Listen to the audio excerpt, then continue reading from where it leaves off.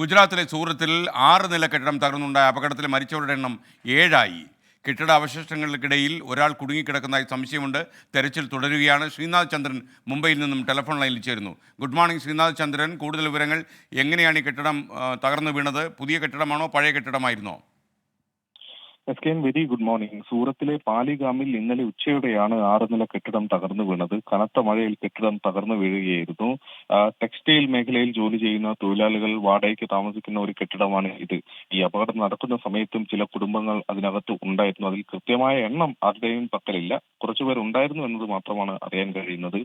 ഈ പിന്നാലെ തന്നെ തെരച്ചിൽ തുടങ്ങുകയും ചെയ്തു. വൈകിട്ടോടെ ഒരു മൃതദേഹം കിട്ടി. രാത്രി നിർത്താതെ തെരച്ചിൽ തുറന്നുകൊണ്ടേയിരുന്നു. പിന്നീട് 6 മൃതദേഹങ്ങൾ കൂടി കണ്ടെത്തുകയായിരുന്നു. അങ്ങനെ 7 പേരുടെ മരണമാണ് ഇപ്പോൾ സ്ഥിരീകരിക്കുന്നത്.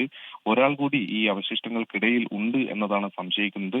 സംസ്ഥാന ദുരന്ത നിവാരണ സേനയും കേന്ദ്ര ദുരന്ത നിവാരണ സേനയും NDRF-ഉം ഒക്കെ തന്നെ തെരച്ചിൽ ഇപ്പോഴും ആ മേഖലയിൽ നടത്തുകയാണ്.